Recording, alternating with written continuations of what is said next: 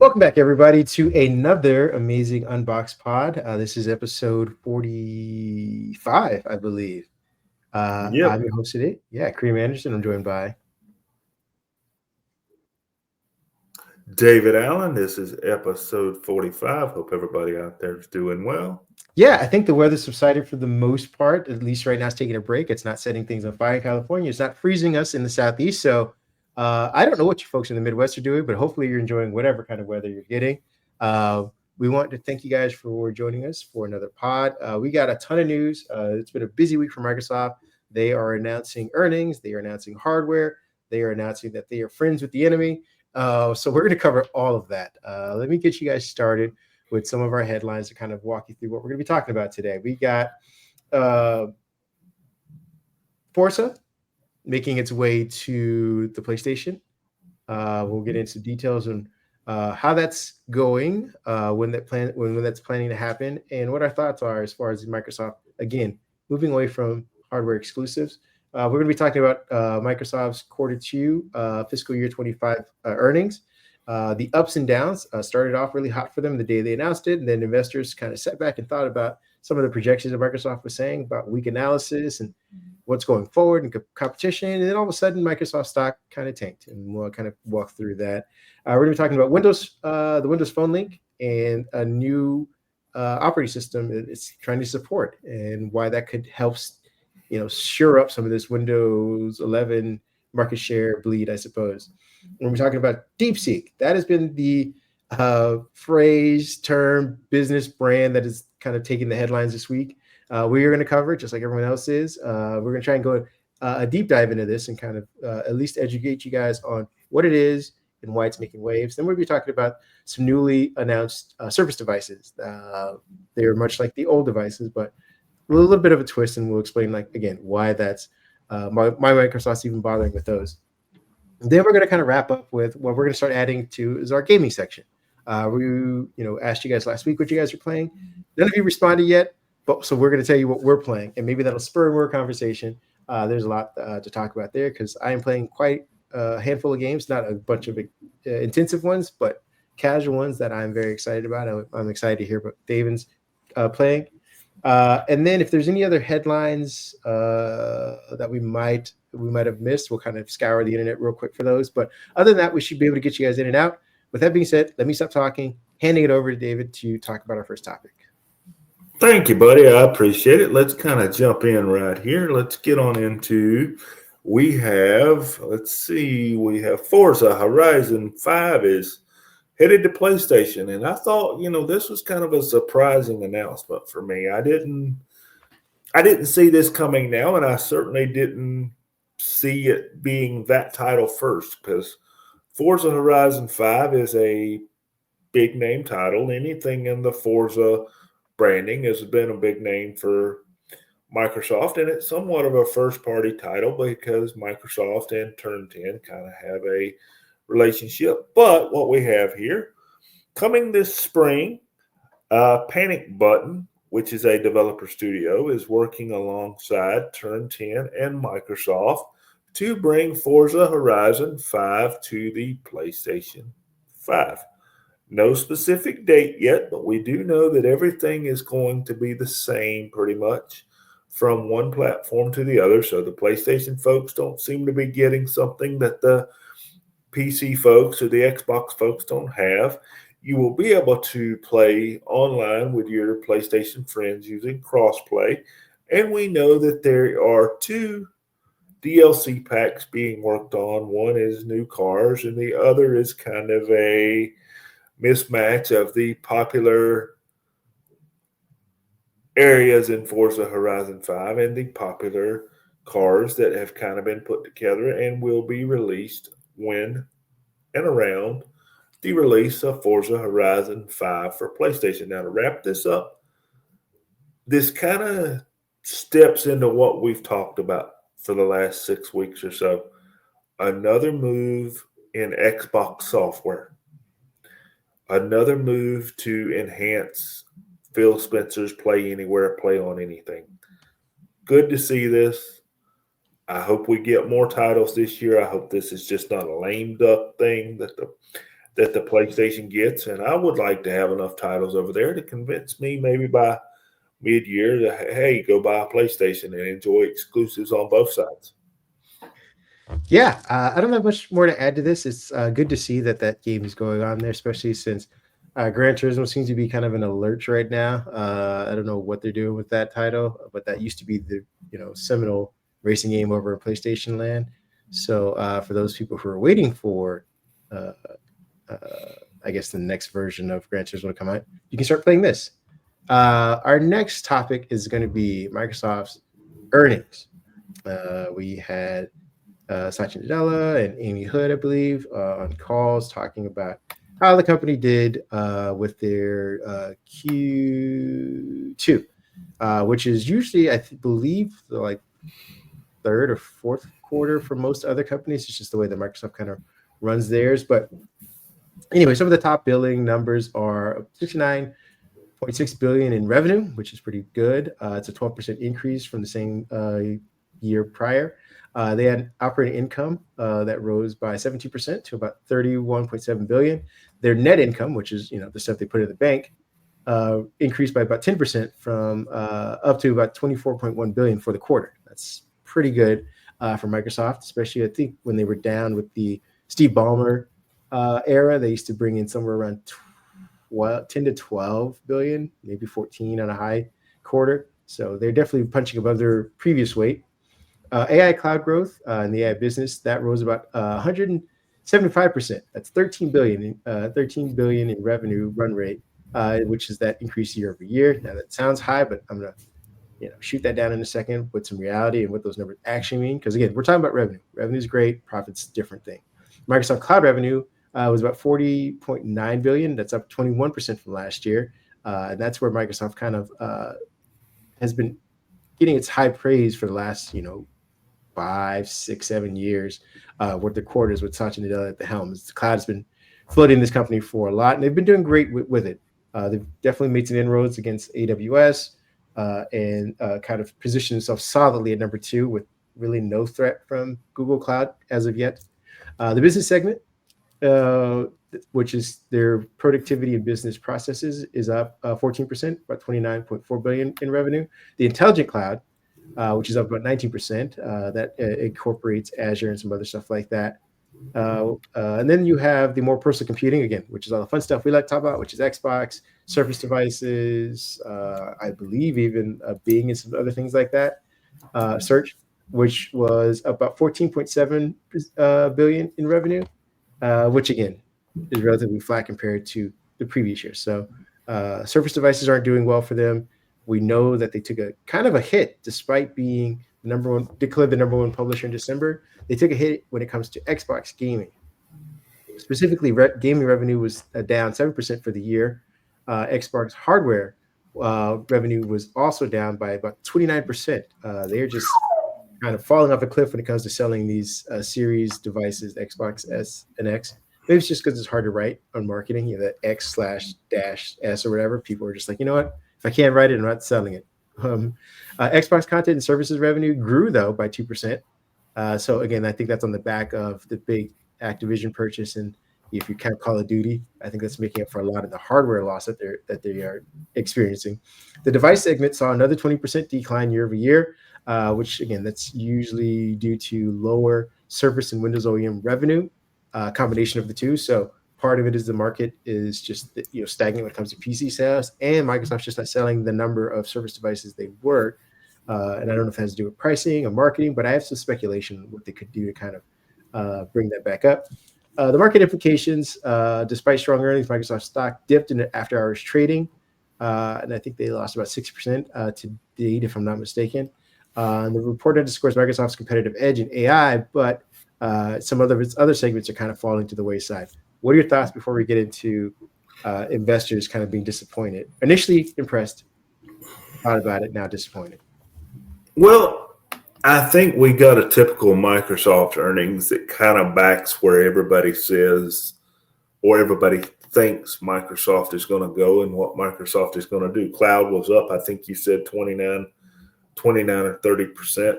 That's kind of to be expected. Now, what would be nice to know there is what were those cloud numbers? Are businesses using Azure? Are we buying more Microsoft 365 memberships? Are we getting the Teams add-on licenses? Are these companies buying the Copilot Pro licenses? That would be good information to know. Now, the Xbox numbers, Surface has kind of been falling off a cliff, as you mentioned, for the last several years. I think they're niche devices, personally, from a tech standpoint. I don't want to see Microsoft stop making them, because they are innovative. Nobody else has them. But I think eventually they're going to have to look at those numbers and go, do we really want to keep making Surface devices?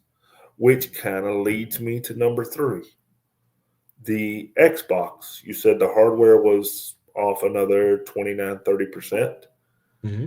But if you saw the Phil Spencer interview this week, which I think you reported on it, Phil Spencer says he doesn't want to stop making Xbox consoles. He thinks the Xbox can be innovative and step itself outside of PlayStation. So did that signal that they're not done making consoles? But yet the story that I just talked about with Forza Horizon coming to PlayStation kind of backs up the fact that, hey, we're going to be a software company. So I think Xbox is in limbo. I don't know, the brand I think is fine. I just think they've got to make a firm decision on what they're going to do. Are they going to make more consoles? Are they going to make a handheld? Or are they just going to do this licensing thing that they agreed to with Call of Duty and expand on that and be a software company? And be a software distributor. Yeah, before we get into that, because I feel like there's a lot to dig in there, I just wanted to kind of give some reference to the numbers you were asking about. Again, Microsoft doesn't give us exactly all of them, but we do see what Microsoft 365 Commercial is doing. That product, Cloud Services Group, grew about 15%. And I believe that the cloud revenue grew about 16%, with Microsoft 365 commercial growth at around 7%, which is driven by small and medium businesses. We also got Microsoft 365 Consumer, which grew about 8%, which is more than I thought it was going to. But I think now that they're just labeling everything that under Office and whatnot, that kind of helps kind of buffer those numbers a little bit. LinkedIn is still a pretty good business for them. It's grew about 9%. And then there's Microsoft Dynamics, which grew about 15%. I do know that there is, hold on, let me see if I can find that slide as far as Office and Intelligent Cloud. Let me share that one real quick. Sorry, ladies, working the old StreamYard as quickly as I can. Make sure I got the right one. I think I do. All right. Nope. But anyway, this is the other financial highlights, though. Microsoft returned $9.7 billion to shareholders with $66.2 billion in dividends. The operating expense was $16.2 billion, which is up 5% year over year, which I think is kind of what some of these investors are looking at as far as the input versus output. How much are you now asking us to spend on what you think will be long-term investments? And again, when you see a 5% increase year over year, and you start to see that number of cloud growth stagnate or shrink, then you become worried as an investor. It's like, I'm putting more in and I'm not seeing the growth be reciprocal.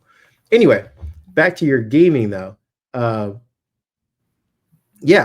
Phil Spencer keeps saying that he wants to keep working in hardware, but again, we have no other indication of what to expect from hardware. He hasn't been talking about, perhaps what the next generation console will be, what they're expecting. None of the new technologies that they're looking to incorporate. No, even if you're out here just BSing, saying like, hey, I want to see new hardware and I hope we utilize AI somehow in it. That's giving you something to look for. He just keeps saying, I want new hardware, and we're thinking about handhelds. He's been saying that for the last, 3 years. And we've got no indication. We know that they want to do a mobile store, but we have no, there's no leaks about what the mobile store is going to look like, what it's going to host, how it's going to operate differently, and how it operates outside of Apple's, Apple and Google's Play Store and how he's going to drive people to that. Like we don't have any firm things about that. We just have a vague idea of what they want to do, but what they're currently doing, at least, and my dad always says, actions, not words. Like you can, as a politician will tell you, I want to do these things, but you vote on what they've done, what their actions have proven. And so far, all we've seen is that they've been giving more and more games to other platforms. Again, I don't really have a stake in that. Like, I like the Xbox software and the ecosystem, but I'm not attached to it. If I need to go somewhere else to play those exact games, the games that I want to play, then I will. But as of right now, the actions over the last 2 years have just been more games and more accessibility, but nothing about hardware that's going to be like, this is why I want to stay with the platform, which is, again, why I think we're seeing the Xbox Series not do as well. They're not marketing it as, hey, have you seen any commercials about buy an Xbox? I was going to bring that up there. Said no commercials. Yeah. If there are commercials, they're about Game Pass. And I think there needs to be across the board, maybe even PlayStation 2 for what limited cloud gaming they seem to have. I think there needs to be a different push or something that people can better understand about what cloud gaming is and how to access it. Because the reason I bring that up, I've got a Google Pixel tablet. And I had been using that tablet for basic everyday use, media use, like everybody else. YouTube videos, scroll social media, etc. And as things went on, and I have set Google off here. Give me just a second. I'm sorry. Good. It's nice to have a guest on. But I wanted to put my Game Pass and be able to stream on my Pixel tablet. So I go to the Play Store, and guess what? Inside there's an app called Xbox Cloud Gaming. You download it. It doesn't work. Let me tell you why. When you open it up, it basically looks like the Xbox app. So I'm looking for where's the cloud gaming like it is on the PC. On the Xbox app. On the Xbox app on the PC, you click cloud gaming on the left. It gives you a list of your cloud games. You pick what you want. You go off and you play. Makes perfect sense, right? Well, the cloud gaming app on the Google Store doesn't have that. No, you have to go back in your browser, go to xbox.com, make sure you're signed in, and access cloud gaming that way. 99.9% of people I don't feel like they're going to do that. They're going to download that app that with the white icon that plainly says Xbox Cloud Gaming. If it doesn't get them there, they're not going to do that. So I think the messaging of how to use some of these services maybe needs to be tweaked a little bit as well to get people interested. Because when I'm in public, I don't see a lot of people holding a phone when you're in a waiting room at a doctor's office, or you don't see a lot of people holding a phone playing a game. Maybe they would if they knew how to get to it a little better. True, but I mean, with all that being said, I don't think that necessarily addresses their console ambitions, because we know that they want to move to cloud and that they want to get away from hardware. But I mean, unless they make a clean break, this is just a slow bleed. And the gaslighting, so to speak, I say that, I don't mean it as pejorative necessarily, from Phil Spencer about the vagueness about hardware. Again, we've mentioned that he says he's interested in it. They're exploring stuff. But are we confident? I'm pretty confident Sony's working on the next console right now. I'm not so confident about Microsoft doing that. And, there's no reason to believe that they're not. But, this emphasis on games everywhere and the fact that they are putting more games everywhere seems more evident that they're putting more effort into putting, publishing games on different platforms. He's talked about how excited he is for the Switch 2. I could see more games going to the Switch 2 before I see the next console come out for Microsoft. And with that next console coming out, would that be the last one? Are they interested in handhelds? Or is that where they're going to pivot after this?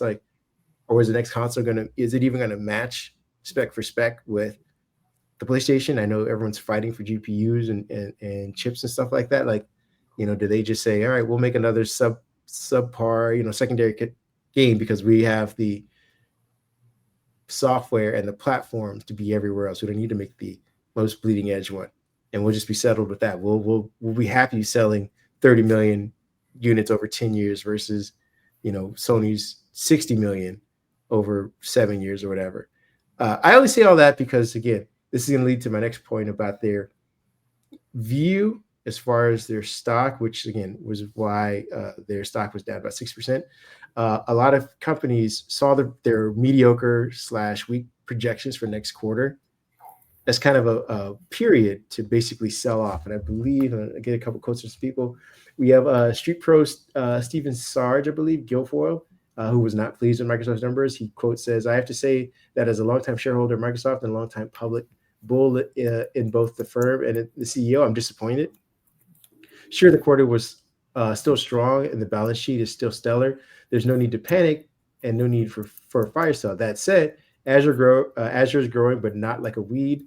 And the free cash flow numbers are certainly wonky. Another analyst, I believe, based his targeting expectations off of DeepSeek, which is the new competitor, which we'll get into in the next topic for a while, about how it's kind of going to be eating everyone in the AI's industry's lunch for a little bit until they can figure out a way to pivot and make money off of it. I believe some of the targets have now priced Microsoft from 525 to 510. Another one targeted them from, I believe, what's the other number for that? I think they were at 13% decrease from their previous target of, I believe, 510 to 500. So again, Microsoft came out and said, hey, we're going to be not struggling, but we're going to have a more competitive quarter next quarter, and the earnings won't be nearly as high. And I think some of these people who are longtime Microsoft investors are seeing this as a time to short them for a little bit. Who knows? They may we're coming out of a holiday quarter, so what typically is probably their best time, and they barely beat expectations. They're probably seeing something as meeting expectations, which in the world of investment is underperforming, unfortunately, because it's all speculative. With that being said, we're going to wrap up this doomer section with your final thoughts on everyone kind of short selling Microsoft right now. Maybe they're doing it on the back end to pick up more stocks towards the middle of the quarter. Who knows? But what are your thoughts about Microsoft being down? It's ebb and flow. And I don't mean to give a short or sound like I'm giving a short, uneducated response here. But I think, it's like we said off mic, well, we wanted you to make X, but you made $2 less than X. So therefore things are off. When you're an investor, you want things up all the time. And usually the worst you'll take is a break-even quarter.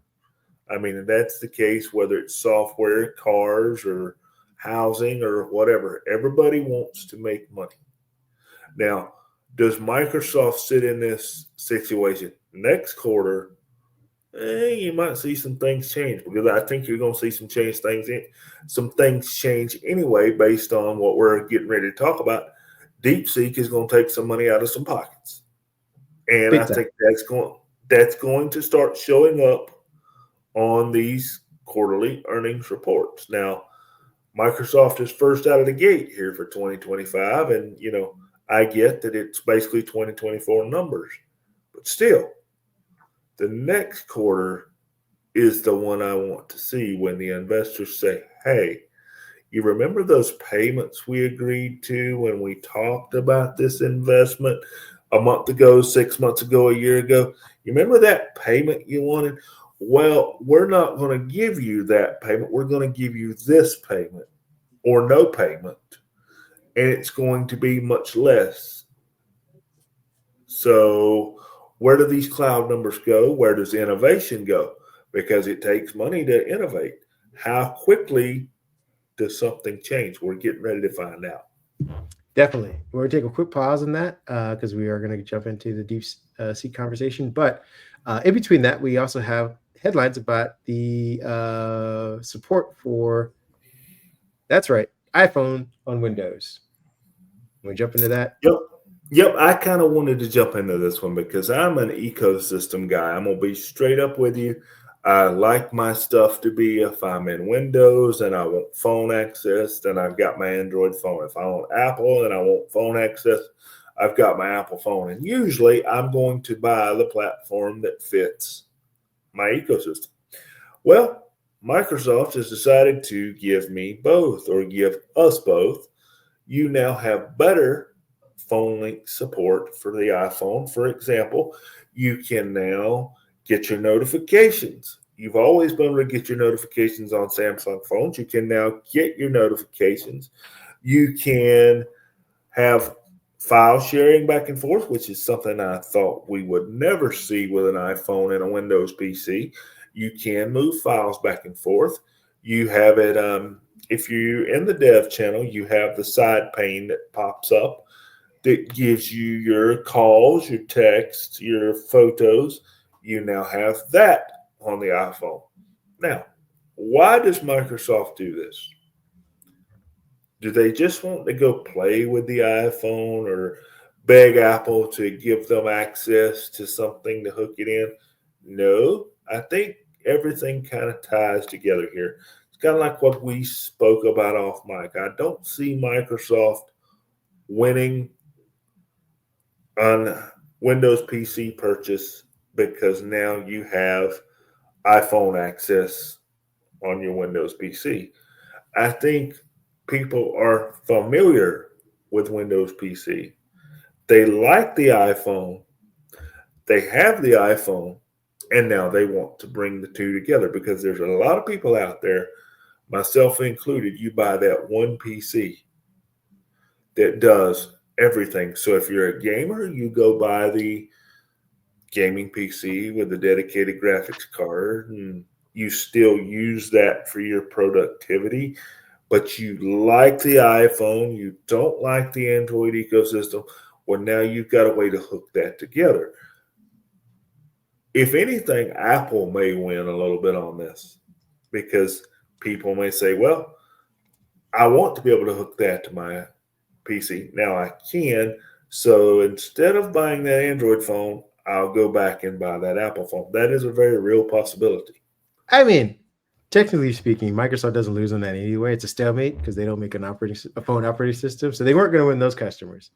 To your point of a PC purchase, they do win on that aspect because again, the next time someone goes or is up for a new PC purchase, they are now not considering Apple based on the fact that files are easier to share or the Sure. operating system is easier to navigate on the operating system.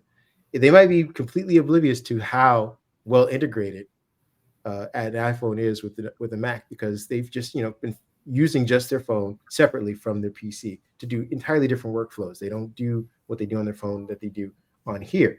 But with Phone Link, maybe the person who's looked over their shoulder, looked over, or talked with a family member, spouse, something like that, sees the integration, wants the integration, can get very close to that integration on their current device. So why now would I switch to an entirely different operating system? We kind of conflate the hardware, the brand, and the operating systems together as reasons why people kind of shift stuff. It is very difficult to learn a new operating system, especially depending on how long you've been living in the world of another one. Now, I'm not saying it's impossible. I've done it. Yeah, It's we've seen hard. people do it before. There's YouTube is littered with everyone. I switch from Windows to this. They're growing pains. But for a lot of people, they don't want the annoyance. They want the convenience of stuff they already know. If they've navigated Windows for the last 15 to 30 years and they've had an iPhone for the last 10 years, why change it? I get the new iPhone sent to me by my carrier. My work provides me with a laptop that's Windows based, or I already have one that's Windows based that works just fine. Now all of a sudden my iPhone works with this thing. I'm going to keep going with this versus I'm kind of getting to the end of my rope here. I'm thinking about maybe purchasing or exploring a whole new operating system, because the things that are currently working for me aren't necessarily working as well.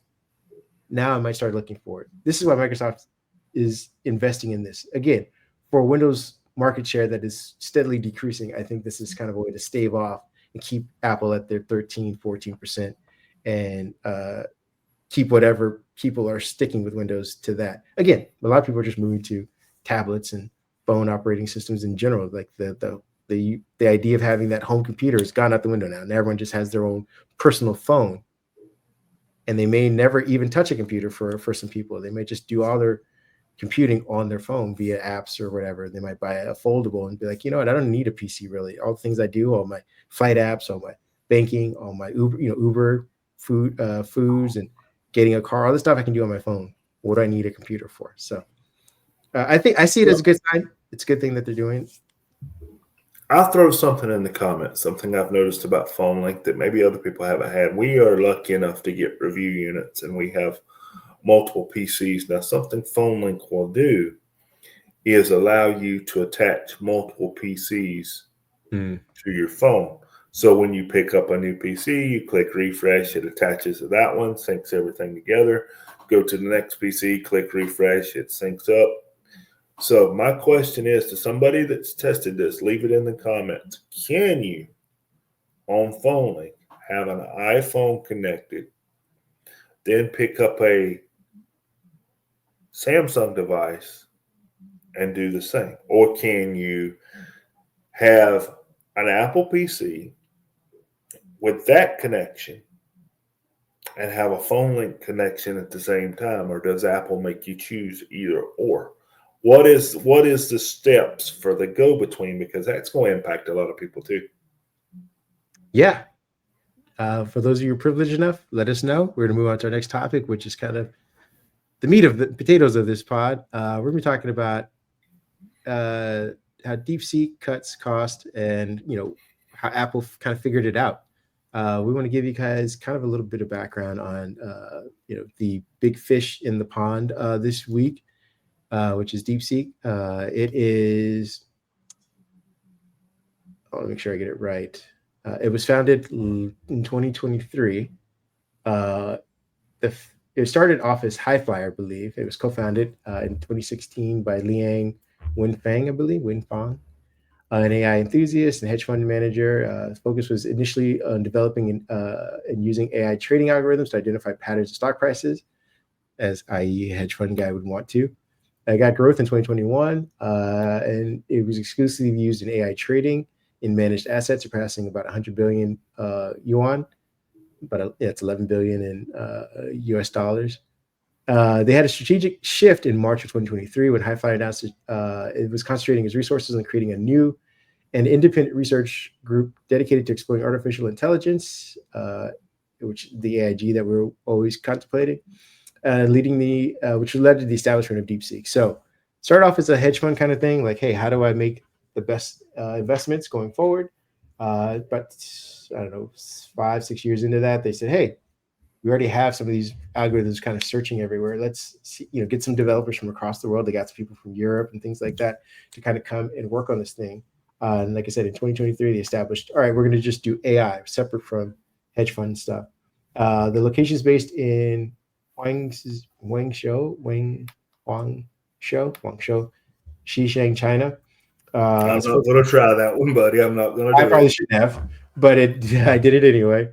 Again, this one's focus is specialized in developing open source large language models, which is kind of their big thing, because I'm sure that's how they got the researchers to buy in. Like, hey, we will make it open source, so all your work can be seen instead of being hidden behind a paywall. Some of the achievements it was the mostly recently released DeepSeek RS1, I believe it is what it's called. R1, sorry, DeepSeek R1 model, which provides response comparable to other contemporary LLMs at a significantly lower cost. I think they said it cost about anywhere from $6 million to $10 million to make, which again, not very cheap for the average person like you or I. But in the world of AI, that's relatively cheap when we're talking billions for some companies. Liang himself, he was born in 1985 in China. His education, basically, he was pursuing electronics information engineering at Shangqing University, where he developed a keen interest in AI. his career. Again, like we said, he founded High Flyer, which is for the investment fund agency, but now he's, this 30-something-year-old guy who is now co-founding and ahead of one of the most disruptive AI technologies. And we say that because, again, what they're doing at the cost that they're doing it is what the big, thing is. If you want to jump in, I'll give you a second before I kind of break down how they're doing this.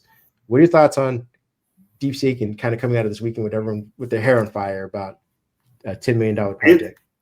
It certainly put some hair on fire. I don't think anybody was expecting such. It happened Monday? Was it first thing Monday morning that we got this? Yeah, I think there were rumors late Sunday night, but yeah, Monday was kind of where everyone kind of put their headlines on. I think I saw the first headline Sunday night after the football game, and I was kind of, in that football mode, and I kind of just passed it over and went, okay, what is this? And didn't think anything of it. I just figured it was something somebody came up in a back bedroom, and it very well may be. But Monday morning, it kind of shook the world up a little bit when it came out.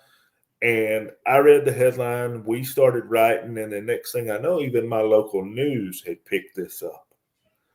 And I'm like, okay, I've got to go get this app. I've got to go check this out and kind of see what is going on here. Because then you started hearing about the servers were having some trouble, which ChatGPT had those troubles in the beginning too. And I think Copilot had a few troubles in the beginning. All right, so when I started seeing that headline, I knew, okay, somebody thinks this is popular, because my local news, not even tech-related news, just told me that this is #1 in the App Store today. That was bypassing ChatGPT.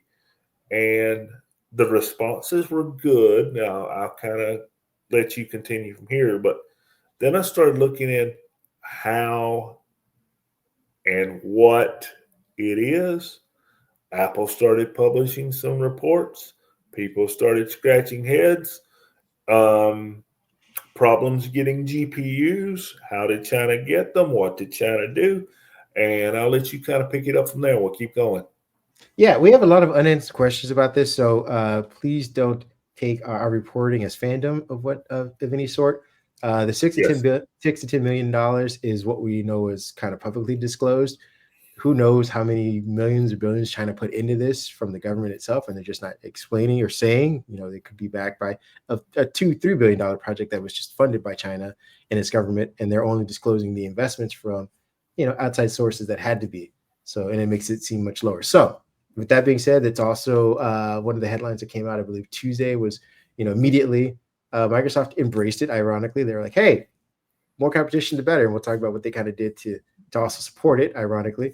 Opening an investigation. They're saying that the model was trained on their model, which we all kind of laughed because the government was trained on everything else. So, again. Without permission?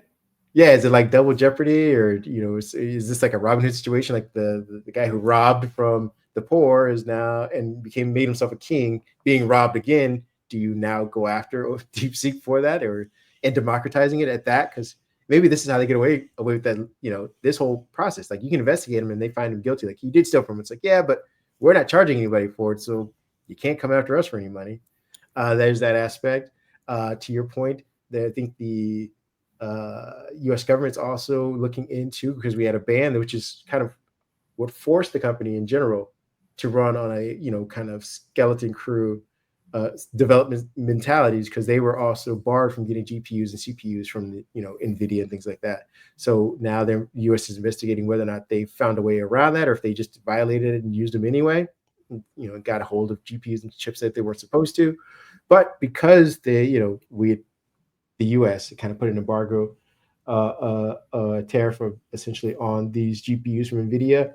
These are some of the techniques that they're using in order to get their costs down by like 1/15 of the cost. Apple disclosed these. DeepSeek is using something called sparsity technique, highlight, tailors, and swiftlies, multi-head latent attention, and pruning. So I'm gonna kind of see if I can, I read it. I am not an AI expert. I'm kind of going to try and dumb this down as best as I can without, muddying or conflating anything. Pruning, which again, if you can imagine, is kind of like a tree with a lot of branches. And what this system does is that it removes the less important connections in the neural network to make it more efficient. So while you might ask Copilot or ChatGPT to find something, it goes out and kind of spreads like a spider web to grab all of the relevant information and brings it back. And it then processes that information. Instead of bringing it back, what this system does is it cuts it off before bringing it back. So it goes out, finds the relevant information, says there are 15 potential ones, and then does its processes outside of the language model itself to only bring back 3. And the other thing that this thing does, I think, is really cool. The AI itself is it will give you its reasoning for why it did that, which is a turncoat kind of situation where you see why it did it, and then you can give it feedback as to whether or not that was the right process, and then it can then reevaluate what it does at the next time for somebody else or similar search. Another thing that you're using are sparse matrices and tensors. Think of big spreadsheets where most of the cells are empty. Instead of wasting time looking at every cell, you only focus on the ones with data in them. So when they gather back relevant information versus stuff that might be superfluous in there, this saves time and energy. In AI, sparse matrices and tensors work the same way by skipping over the empty parts. They use highlight, tailors, and swiftleys. These are special techniques to handle the sparse data more efficiently. Highlight focuses on the important data, tailors manages memory better, and swiftleys optimizes processing when the data doesn't fit in memory. Together, they make the AI work faster and use less energy. Again, we're going to keep hearing that. Dynamic sparsity, that's the biggest thing that they're doing. This is like adjusting the brightness of a light based on the time of day. The AI can change how much it simplifies itself depending on the task, making it more flexible and efficient. They use low-rank approximation. Imagine summarizing a long book into a few key points. This technique simplifies larger amounts of data into smaller ones beforehand, and they will expand after that, which is part of this new thing that I believe Microsoft added, which is Think Deep, which means they will give you something initially, and then you could expand on that right afterwards, versus giving you what they used to do, which is flood you with information, and you kind of pick and choose what you wanted. Quantization. This is like using a few colors in painting to make things simpler. In AI, it means using less precise numbers, which reduces the amount of computation needed, depending on what you're searching for. If you're searching for research or mathematics or something like that, that obviously doesn't apply.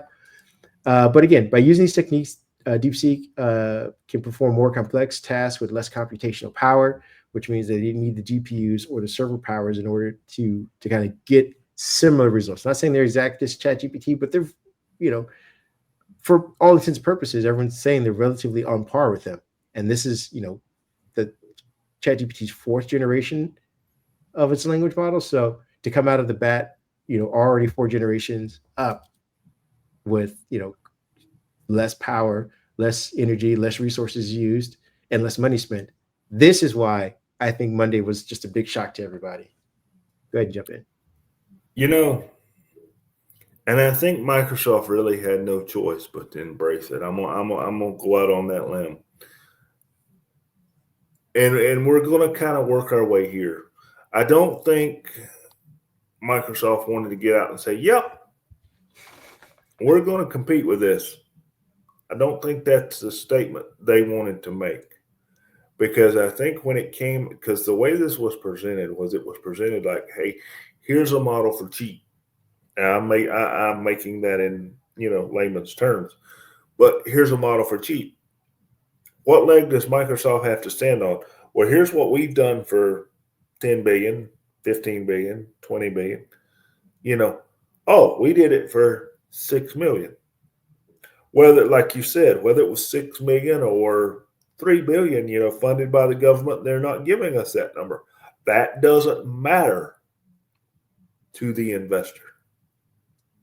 They see 6 million. Why did we give you whatever a number of billions we gave you? And then Microsoft has, kind of left to say, "Oh yeah, we're going to embrace this. This is good. Competition is good. This is good for the consumer. Oh, and here it is on our Azure platform, for anybody that wants to go play with it." Because see, we like this model. We're being friendly with this model. We're putting it on our platform. And I even saw a post Wednesday night where if you have a little tech knowledge, you can run this model or something similar. It's DeepSeek R1, I think, or something. You can run it on a Copilot PC. I saw the steps to do that, to use the NPU. And the thing is, it was published by Microsoft. It was in the Windows blog section. So I'm kind of like, here's Microsoft making a pivot a little bit. Oh, look what this other model can do, but they're using our Copilot PCs to do it. These Copilot PCs, look what you can do. And I think that's to deflect million versus billion a little bit, because kind of like your post said, they're telling the investors nothing to see over there. Look over here with what we're doing. We're embracing this Copilot PC you helped us pay for. Look, we're using it. So everybody's kind of had their hair on fire this week about money. What does this model really do? Is this model really accurate? I know there was a country that has already, I don't remember which one it was, that has already suspended it for privacy reasons. GDPR, I get it, but that'll be fixed. So what happens from here? I say Apple knows how these models are made. They published it. How quickly do we pivot? How quickly does Copilot pivot, which is another story we're getting ready to speak about, but how quickly does Gemini pick this up? Meta already put out a post. Supposedly there's 3 offices or 4 offices on the Meta complex. They call them the AI war rooms. These came out Monday after DeepSeek. Like, hey, we're jumping on this to see how they did it, what they did it, and what we can do. So the AI world is watching. I'll say that. The wallets, they're holding them in their hand, waiting to close their hand and close the wallet. They're just making sure it's okay to do so. Yeah, you and I were laughing a little bit earlier at the Schadenfreude of this whole AI bubble. As much as we use it and talk about it, make news for us, and ostensibly it helps us in our workflow, we have always come back, and you guys can attest to this, that we kept trying to find a reason, though. I mean, you and I have found various reasons, but nothing compelling to sell it. No reason to be like, hey, this is why you want to pay a certain amount month over month. And with DeepSeek kind of coming out, this is going to hamstring a lot of those efforts. Maybe, there was a runway Microsoft saw it, and Google, and we say Microsoft because we're focused on them, but Google and Apple and everybody who was going on this, runway for AI. They were like, we have this much time before it's completely cut off, before people were saying, you know what, screw the investment. You guys have run $80 billion into the ground and resulted in nothing for it. Now we're done. And that could have been another year, 2, 3, 4 from now, while they trickled out, things here and there before they found the next big thing that AI could do. DeepSeek has now shortened that. It has gone from a runway to a cul-de-sac to maybe a driveway. And again, it's not saying that, AI is going to fall apart, or, the tech world's not going to recover from this, or that Microsoft isn't going to pivot and absorb this somehow and figure out a way to charge for it. Same thing with OpenAI, or maybe they get nationalist and the same way that, maybe people in the UK and Europe ban it, and it never gets access to, larger markets like the US, stuff like that. So people are forced to use more proprietary services because of security or whatever. Those are definitely ways to kind of stem the bleeding that happened this week. But, you and I talked off Mike about this becoming the Chromium, essentially, for AI development. Everyone's going to, get their version of DeepSeek because it's free. It's open source right now, depending on what's, fully in there and what it's trained on and what legally can and cannot be used for some of these parts, depending on what organization you're in or what kind of government actions you're trying to use for this thing. But it's going to become the baseline. And then people are going to go from there. So we're probably going to hear less about DeepSeek probably within the next 8 months or so. But it will be referenced by developers. It'll be referenced by your GitHub managers and things like that say, hey, this is based on OpenAI's version or the DeepSeek version. and we've built stuff on top of that. And I think it's Microsoft's pivoting to. That's kind of why they added what used to be a charge version of this, which is, I think it's called Think Deeper. This was on Copilot, but it was for people who were paying, I think, the $9 a month for it, or the $30, whatever it was that they were charging a month. That was a pro feature. It's not free, because guess what? DeepSeek has that built into it, and it's open source. So they're going to be forced to kind of pick and choose what they charge. Same thing for Google as well, because developers and researchers are going to start adding a ton of stuff to this stuff, to DeepSeek. Features that used to be behind a proprietary paywall will now be free for us to use, and Google and Microsoft and Salesforce and IBM, the rest of them are going to have to figure out, do we want to keep charging for it when people have access to it, or is it more convenient to give it to them and keep the brand and keep them under our ecosystem and keep them in our stack? So we'll keep an eye on this. It's definitely not going away anytime soon. Go ahead. Yeah, please. I want to say one more thing that's important that we forgot, and I'm going to say it like this. $600 billion. In reference to what is that? NVIDIA stock. Oh, yeah, that's right. Yeah, that is other big news. That's the other thing, because what is powering the current models? The NVIDIA GPUs. Well, folks, $600 billion came out of NVIDIA's stock this week on Monday, just as soon as DeepSeek was introduced, not only because it's being more efficient, because supposedly China doesn't have access to the high-end GPUs that we're using. So even if NVIDIA was used, they're being used on a fraction of what we are now, and investors kind of did the old panic mode. Yeah, I mean, it was a bad day. They scalped that stock pretty badly, and now, to NVIDIA's credit, they have spun it into a positive by saying, those of you who were worried because of this outcome, just think that because they become more efficient with the GPUs, we're going to sell more because it's just going to be more out there. That's the way they've spun it, versus saying like, okay, they didn't need it, so we shouldn't be charging this much, and the scarcity is going to go down. No, they're saying that because smaller businesses can utilize this, there are going to be more of them, versus saying like Microsoft bought up, a third of our stock, Google bought up the other third, and now everyone has to fight for that middle third. Now they're saying Google won't need as much, Microsoft won't need as much, which means there'll be more for all of you to now start purchasing and doing that. So stick with us, stock, investors. Like, hey, we're just going to be selling more. That's all. We're not going to run into any, issues of supply and demand. That is pretty good spin for something that came out of, you wake up Monday morning going, you're not useful anymore. And they're saying, oh, but we are, just in a different way.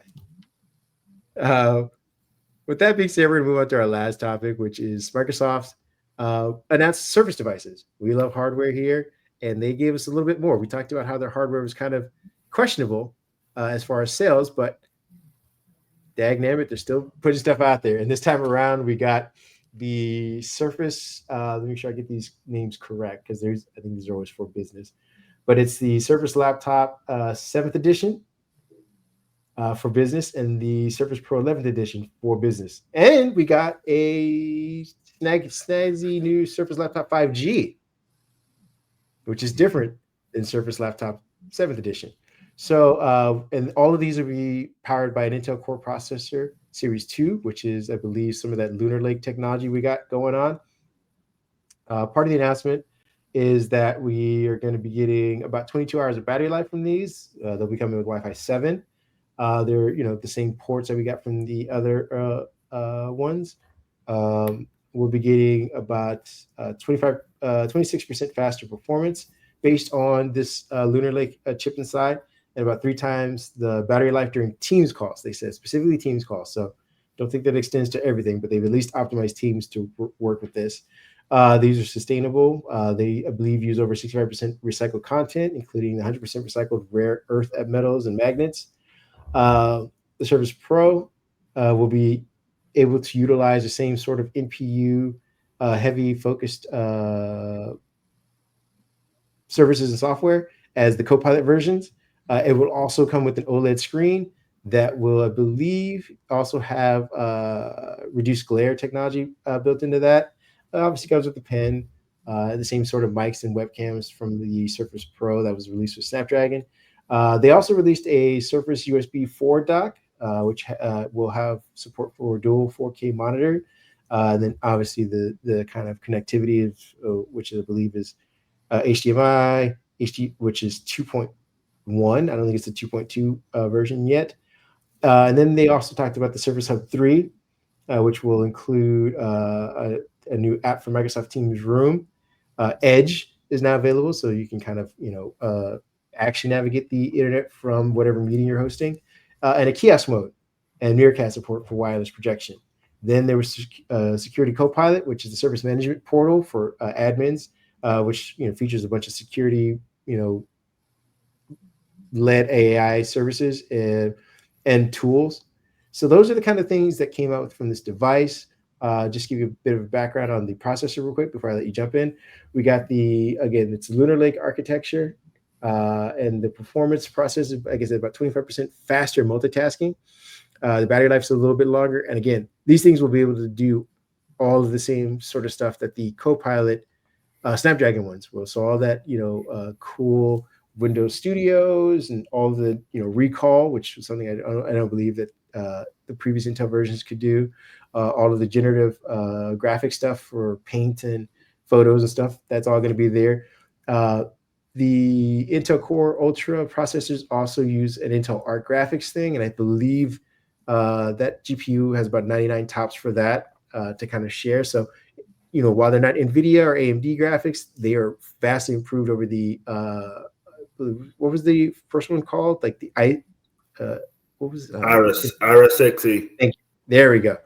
So these are supposed to be better than that. Again, good for light to moderate gaming, not heavy gaming, obviously, but should be able to process if you're doing any kind of graphical editing or anything like that, be able to process it a little bit faster. What are your thoughts on these, mirror devices, so to speak? They're not necessarily new, but business needs the Intel AMD architecture. I get it. They have, folks in some businesses have a lot of apps that require Intel that won't run on the, let's call them the consumer Snapdragon devices. I question battery life a little bit. Battery life with Microsoft is always a little bit inflated. I don't know that we're going to get 22 hours out of that Intel chip, because I don't quite get 22 hours out of my lovely Snapdragon. That's because you're not on Teams for 22 hours straight. That's your fault. That's my fault.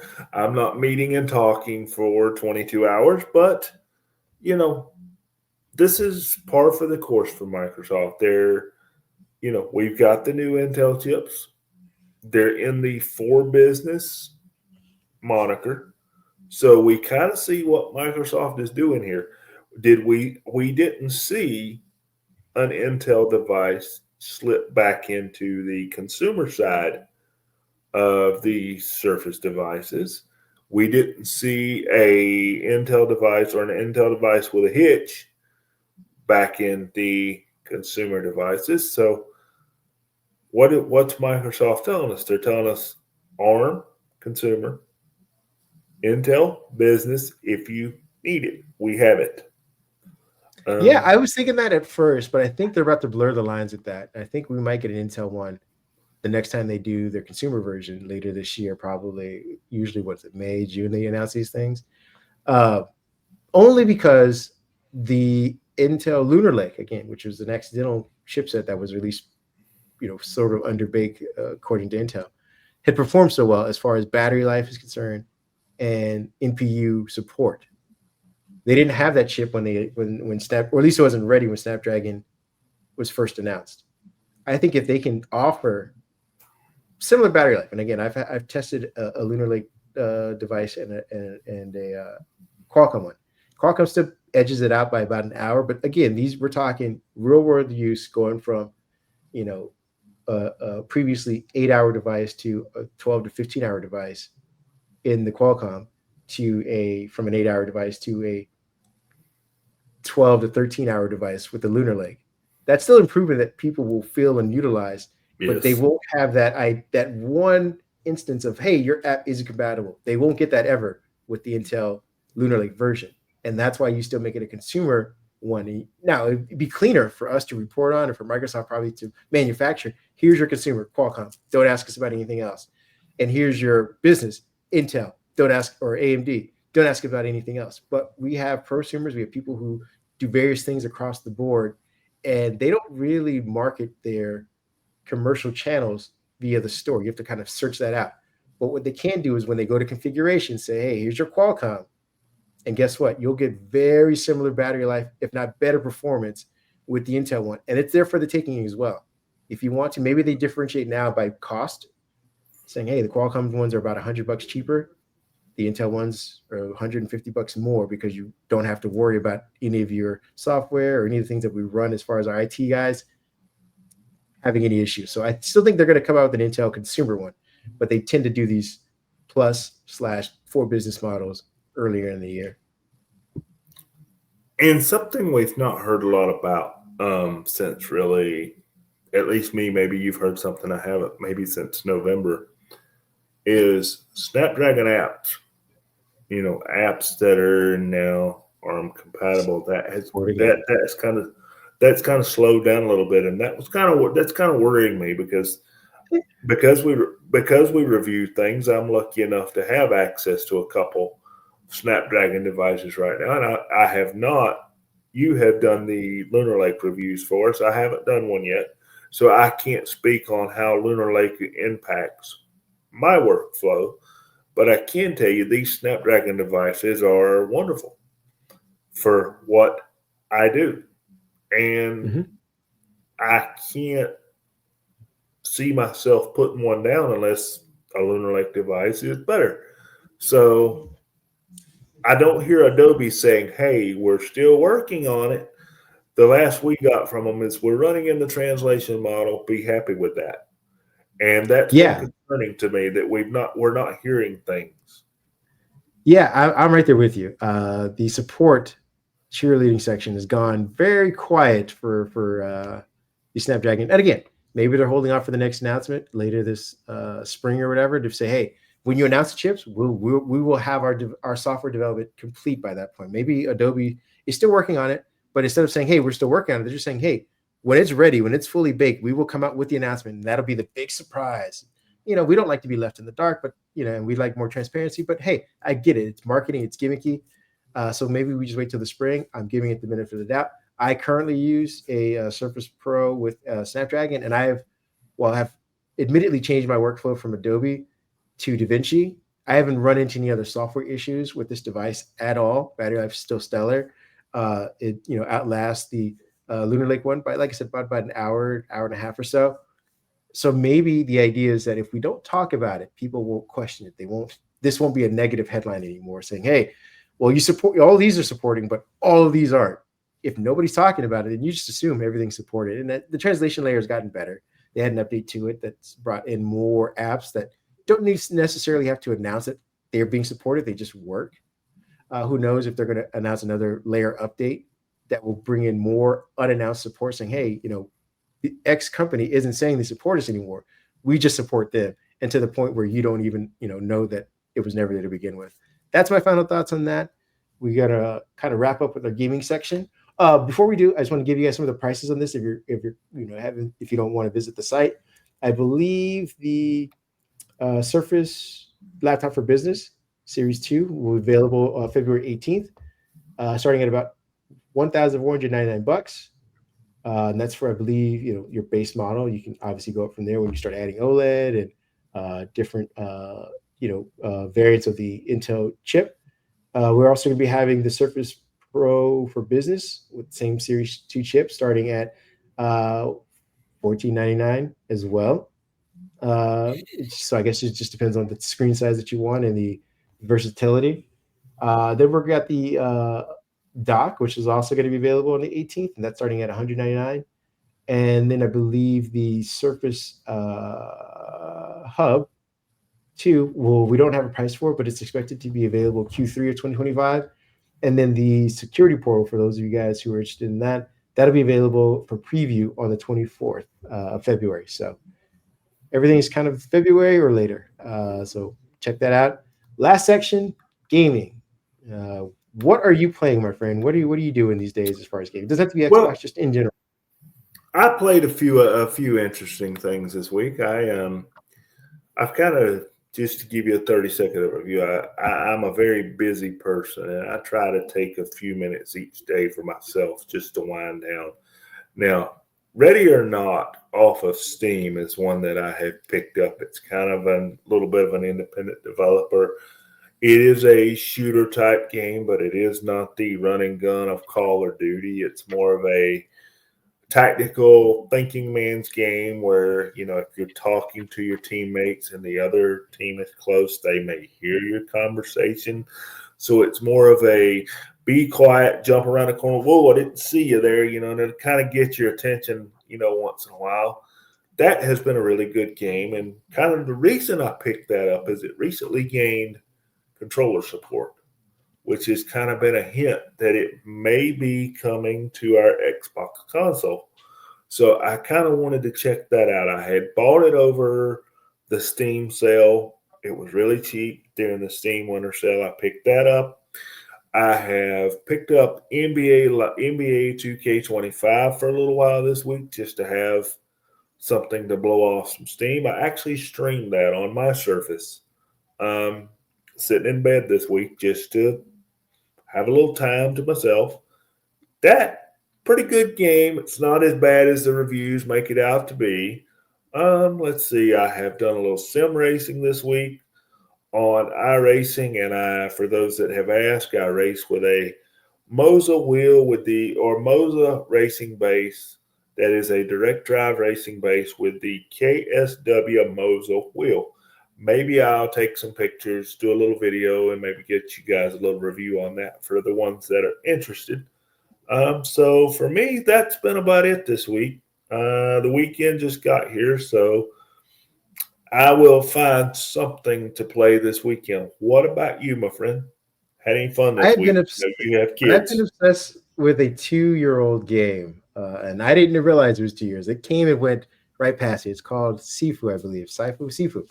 It Huh. is an amazing game. The graphics I think are pretty interesting, but its combat is second to none, top notch. The only other game I remember something like this is Sleeping Dogs, which is kind of an open world kung fu game. This one is more closed world, but lots of action and environmental use. The reason why I started playing is because I found it on Game Pass. I started playing it for free. I started playing it on my Surface Pro with the controller attached. Then I mentioned, I think I've said on this pod several times that I got a Switch, and it was on the Switch. It was there for like $40, but just the other day they went down, and I think the price is now $16. So if you want to run out and grab this game, it is awesome. It's an amazing game. I suggest people try it out if you haven't. Again, I'm 2 years behind, so those of you laughing and mocking me, definitely is definitely deserved because I missed the boat on this. But it is again one of my obsessions. I believe the game has about 5 levels, if I'm not mistaken, but every level is very extended. The gameplay gets harder. The enemies, kind of wisen up to some of your techniques and styles.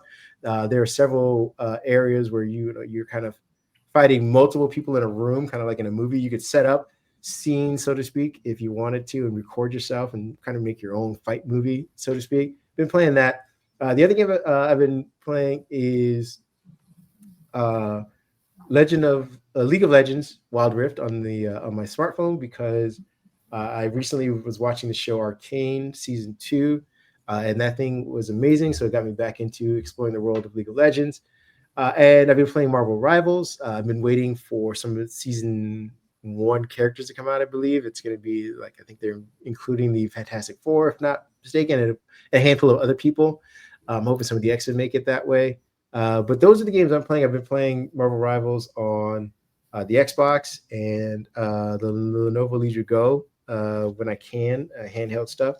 Handhelds are making their way back into my life a little easier because, as you mentioned, I do have kids. So they usually hog the TV. So while they're watching whatever it is they're watching TV, Dad could still be in the same room, sort of watching them playing my game or out and about playing my game.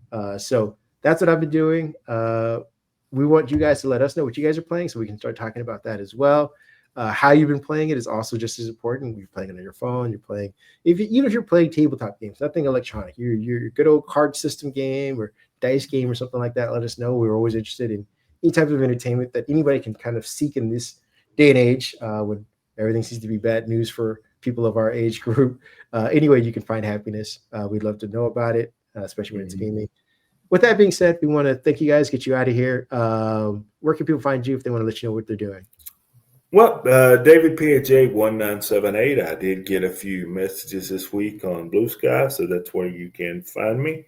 I'm still hanging out on X. I do read through the threads over there once in a while. Boo. David 1978. Haven't really posted anything over there. Don't know if I really do a lot of posting over there yet. Now, if you see me do any posting over there, maybe it's somebody of note that has not come to Blue Sky yet that I want to interact with, but it will be very limited. So come over to Blue Sky. I think my buddy just lost his headset there. I know he hangs out on Blue Sky quite a bit, and I think he's getting everything. Here we go. Am I back? Yep, you are back. Sorry, my friend.